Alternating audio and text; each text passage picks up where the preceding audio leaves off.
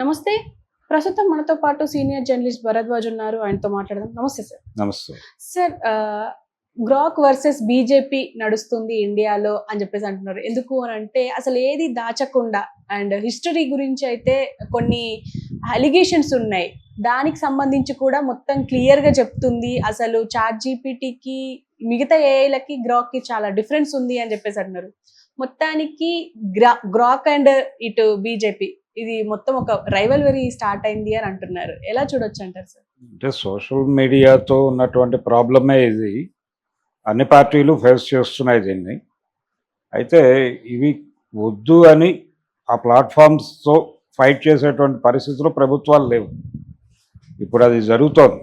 Grok versus BJP అన్నప్పుడు Elon మస్క్కి బీజేపీకి మధ్య యుద్ధంగా మారితే ఆయన కోర్టుకు వెళ్ళాడని చెప్పి సమాచారం వస్తుంది.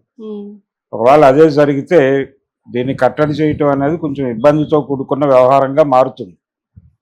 అంటే ప్రపంచ బ్యాంక్ పరిపాలనలో భాగంగా భారతీయ జనతా పార్టీ పరిపాలన కూడా నడుస్తోంది. ఈ నడుస్తున్నటువంటి క్రమంలో ఈ గ్రోక్ని కానీ లేకపోతే మస్క్ని కానీ కాదనేటువంటి పరిస్థితుల్లో భారతీయ జనతా పార్టీ లేదు. అయితే ఇక్కడ సమాచారం అందించటమే అది చేస్తున్న పని. ఆ సమాచారం అంటే వీళ్ళు ఏదైతే సెర్చ్ చేస్తారో ఈ ఒక కంటెంట్ అంటే రూపాయి మారకం విలువ మోడీ అని కనుక కొడితే దానికి సంబంధించి ఆయన ఎప్పుడెప్పుడు ఏమేమి మాట్లాడాడో వస్తుంది. ఆ డేటా ఆధారంగా మీరు ఒక విశ్లేషణ చేసుకోవడానికి ఒక అవకాశం ఏర్పడుతుంది. అది ఇబ్బంది కదా అనుకుంటే చరిత్రలో ఉంటాయి. మరి మీరు రోజు మాట్లాడినవన్నీ రికార్డ్ అవుతూ ఉంటాయి ఏదో ఒక పేపర్లోనో ఎక్కడో చోట. ఆ రికార్డ్ అయినవి తన పరిధిలోకి వచ్చినప్పుడు మాత్రమే అది మార్కెట్లోకి పంప్ చేస్తుంది. పరిధిలోకి రాని విషయాలు మాట్లాడదు. పరిధిలోకి రాని విషయాలు ఇంకా చాలా ఉన్నాయి. ఇంటర్నెట్ పరిధిలోకి రాని జ్ఞానం ఇంకా ఉంది. ఆ జ్ఞానం ఇంకా దానిలోకి రాలేదు. అయితే వీళ్ళ భయం ఏంటంటే వీళ్ళు వాట్సాప్ యూనివర్సిటీల ద్వారా చాలా విషయాలు ప్రజల మెదళ్లలోకి పంపు చేస్తున్నారు. ఈ పంపు చేస్తున్నటువంటివన్నీ అబద్ధాలు అని ఇలాంటి యాప్ల ద్వారా తేలిపోతే ఏమిటి భవిష్యత్తు అనేది ఒక ఆందోళన ఉంది ఆ క్యాడర్లో. అంటే వీళ్ళు రకరకాల అభూత కల్పనలు ప్రజల మనసుల్లోకి పంపు చేస్తూ ఉంటారు రోజు. అది సోషల్ మీడియా ప్లాట్ఫామ్స్, అది యూట్యూబ్ కావచ్చు మరొకటి కావచ్చు. దాని ద్వారా ఇప్పుడు ఉదాహరణకి ఔరంగజేబ్ మీద లేకపోతే దేశ విభజన సమయంలో జిన్నా నిర్వహించిన పాత్ర మీద, ముస్లిం లీగ్ పాత్ర మీద రకరకాలుగా వీళ్ళకి అనిపించిన విషయాలన్నీ, అలాగే వీళ్ళకి వ్యతిరేకమైనటువంటి క్యారెక్టర్ అనుకున్నవి, వీళ్ళు అనుకున్నటువంటి క్యారెక్టర్ల గురించి కొంచెం పెంచి మాట్లాడటం అనేది కామన్గా మారిపోయింది. ఈ మారిపోయినటువంటి సమయంలో వీళ్ళు అనేక రకాల సమాచారాన్ని ప్రపంచానికి ఇస్తున్నారు. ఈ సమాచారం అంతా తప్పు అని గనక ప్రూవ్ అయితే ఏమిటి పరిస్థితి అనేది, ఇలా చాలామందికి సమస్యలు ఉన్నాయి దానిలో. ఉదాహరణకి మహాత్మా గాంధీ హత్య గొడవే ఉంది. మహాత్మా గాంధీ హత్యకు సంబంధించి కొంత సమాచారం వాళ్ళు ఆ రోజున మీడియాకి డెలివరీ చేశారు ప్రభుత్వాలు. కానీ డెలివరీ చేయని సమాచారం కూడా చాలా ఉంది దానికి సంబంధించి. ఇలాంటివన్నీ కనుక ప్రజల దృష్టికి తీసుకొస్తే వాళ్ళు దాని నుంచి ఒక కొత్త జ్ఞానం పొందే ప్రమాదం ఉంది. ఇది జరిగితే చాలామంది ఇబ్బందులు పడతారు. కాంగ్రెస్ పార్టీ కూడా ఇబ్బంది పడుతుంది. అంటే మహాత్మా గాంధీని విగ్రహంగా చూడాలనుకుంటున్నాడు జవహర్లాల్ నెహ్రూ. అందుకనే ఆ రోజున 10వ తారీఖు ఒక అటెంప్ట్ జరిగినా 30వ తారీఖు అటెంప్ట్కి వాళ్ళేమీ ప్రిపేర్డ్గా లేరు అడ్డుకోవటానికి అని చాలా పేపర్లు రాసినాయి. ఆ రోజున రాసినాయి. తర్వాత గాంధీ బాడీలోకి వెళ్ళింది 3 బుల్లెట్లు కాదు 4వ బుల్లెట్ ఉంది అని కూడా కొన్ని పత్రికల బ్యానర్ ఐటమ్లు రాసినాయి. ఇలాంటివన్నీ పంపైపోతే జనాల్లోకి ఇబ్బందే, ఎవరికైనా ఇబ్బందే. కాబట్టి ప్రజలకి అబద్ధాలు చెప్పాలి అనుకున్నప్పుడు ఆ అబద్ధాలు నిజాలుగా చెప్పే ప్రయత్నం చేస్తున్నారు వాళ్ళు.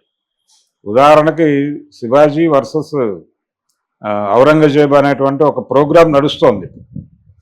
ఔరంగజేబుకు సంబంధించిన చాలా వాస్తవాలు దాచిపెట్టి చాలా అవాస్తవాలను ప్రచారం చేస్తున్నారు వాంటెడ్గానే. అలాగే శివాజీకి సంబంధించి శంభాజీకి సంబంధించి చాలా వాస్తవాలు దాచి చాలా అవాస్తవాలు ప్రచారం చేస్తున్నారు. ఇవి వీళ్ళు ప్రచారం చేస్తున్నవి అవాస్తవాలు అని ప్రజలకు తెలుస్తాయి. ఎలా తెలుస్తుంది అంటే దీనిలో కొడితే దీనిలో చాలా కంటెంట్ వస్తుంది, అదంతా చదవాలి. చదివిన తర్వాత మీరు ఒక అభిప్రాయాన్ని ఏర్పాటు చేసుకోవాలి. ఆ అభిప్రాయం మేరకు మీరు మాట్లాడాలి. అదంత ఈజీ వ్యవహారం ఏం కాదు. కొట్టగానే మీకు ఏదో జ్ఞానం రాదు దానిలోంచి. అది దానికి సంబంధించి అక్కడ ఉన్నటువంటి రికార్డ్ అంతా మీ ముందు పెడుతుంది. ఆ పెట్టిన రికార్డుని ఒక సమప్ చేసి ఒక చిన్న నోట్ ఇస్తుంది. ఆ నోట్ ఆధారంగా మీరు ఆ సమాచారం అంతా చదివి మీరు ఒక ఒపీనియన్ ఏర్పాటు చేసుకోవడానికి ఉపయోగపడుతుంది. అంతవరకే, దాని పరిధి అంతకు మించి ఏం కాదు. ఇలా చాలా విషయాల మీద అది సమాచారం ఇస్తుంది. సమాచారం ఇచ్చే యాప్ మాత్రమే అది. ఈ సమాచారం ఎక్కడెక్కడది ఏ ప్లాట్ఫామ్స్లో ఉన్నా కానీ అది లాక్కొచ్చి మీ ముందు పెడుతుంది. ఒక వ్యక్తి ఎవరైనా కావచ్చు, అతని పేరు కొడితే అతనికి సంబంధించి అతను ఏ ఏ ప్లాట్ఫామ్స్ మీద ఏమేం మాట్లాడాడు, దీనిలో ఏకసూత్రత ఉందా లేదా, ఆ కంటెంట్ అంతా ఇస్తోంది. ఎవరి పేరైనా కొట్టచ్చు. ఇటువంటి పరిస్థితి ఉంది కాబట్టి దీని నుంచి ప్రజలు చాలా విషయాలు తెలిసేసుకుని సొంత నిర్ణయాలు తీసేసుకుంటే ఏమిటి పరిస్థితి అనే ఆందోళన ఉండొచ్చు, కానీ దాన్ని అడ్డుకునే పరిస్థితి మాత్రం ఉండదు.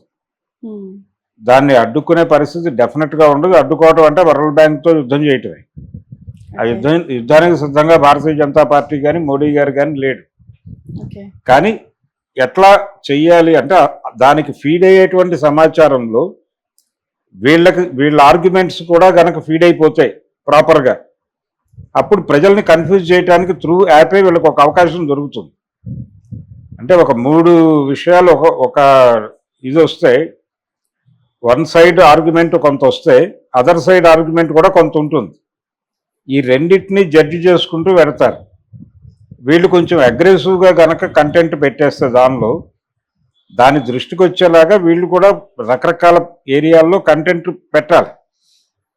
అలా పెట్టి దాన్ని వాడుకోవచ్చు, వాళ్ళు అనుకూలంగా కూడా వాడుకోవడానికి అవకాశం. ఆ ప్రయత్నం ఏదైనా బీజేపీ చేస్తుందేమో అనుకుంటున్నాను. కానీ యాప్లు తీసేయటాలు ఇలాంటి పనులు అయితే చేయరు. ఓకే, అంటే దీన్ని అరికట్టడానికి ఒకవేళ అంటే ట్రంప్ ఎలన్ మస్క్ ఒకటే కాబట్టి, పైగా మోడీకి ట్రంప్ స్నేహితుడే కాబట్టి ఇలా వర్కౌట్ అయ్యే అవకాశం లేదు. అంటే అసలు ఈ టోటల్ యాప్స్ ద్వారా ఒక వేరే ప్రపంచాన్ని క్రియేట్ చేస్తున్నారు. వాళ్ళ ఉద్దేశం ఏంటి? సోషల్ మీడియా నెట్వర్క్ ద్వారా ప్రజలు వాళ్ళ మనసుల్లో ఏమనుకుంటున్నారు అనేది బయటకు తీసుకురావడం. ప్రజలు వాళ్ళ మనసులో ఉన్న అభిప్రాయాలు మనసుల్లోనే పెట్టేసుకుంటే కుదరదు. అందరూ పత్రికల్లో రాయరు, అందరూ తమ భావాలను వ్యక్తం చేయరు.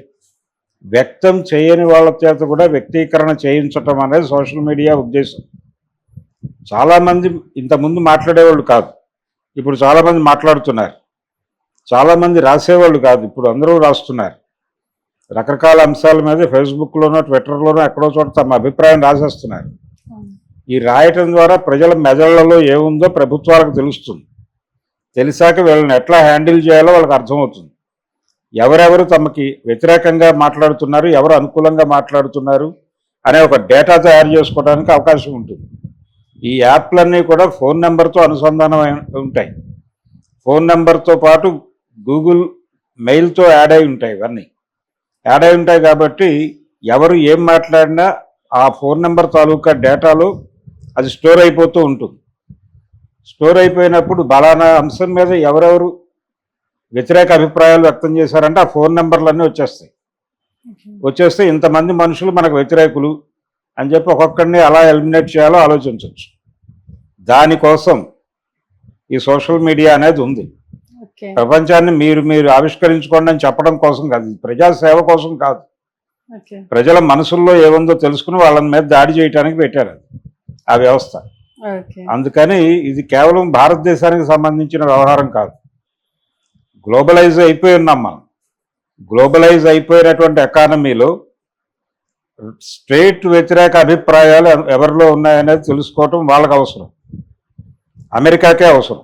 అందుకని చాలా పెద్ద పెద్ద సర్వర్లు పెట్టి ప్రపంచ జనాభా ఏం ఆలోచిస్తోందో వాటన్నిటినీ జాగ్రత్తగా నెంబర్ల వారీగా భద్రపరుస్తున్నారు. నెంబర్ల వారీగా భద్రపరచడంతో పాటు వాళ్ళ యాప్ మూవ్మెంట్ కూడా నిఘా ఉంది. యాప్ మూవ్మెంట్ అనేది అంటే ఎవరెవరు ఫోనుల్లో ఏ యాప్స్ డౌన్లోడ్ అయి ఉన్నాయో ఆ యాప్ల ద్వారా వాళ్ళు చేస్తున్న రోజువారీ కార్యక్రమాలు ఏమిటి, ఎవరితో ట్రాన్సాక్షన్ జరుపుతున్నారు, ఎవరికి డబ్బులు పంపిస్తున్నారు, ఎవరి నుంచి డబ్బులు పొందుతున్నారు, ఈ డబ్బులు ఎక్కడ ఖర్చు పెడుతున్నారు, వీళ్ళకున్న అవసరాలు ఏంటి, వ్యసనాలు ఏమిటి దగ్గర నుంచి మొత్తం వీళ్ళ జీవితం ఉంటుంది అక్కడ. కాబట్టి ప్రతి మనిషి బిగ్ బాస్ షోలో ఉన్నామమ్మా. ఓకే. అంచేత ప్రతి మనిషి వాచింగ్లో ఉన్నారనే విషయం తెలుసు అందరికీ. ఇదేదో యాప్ మీద బీజేపీకి ఏదో నష్టం జరిగిపోతుంది అని కాదు. ఈ నష్టాన్ని నివారించడానికి ఏం చేయాలో వాళ్ళ సోషల్ మీడియా నెట్వర్క్కి తెలుసు. సో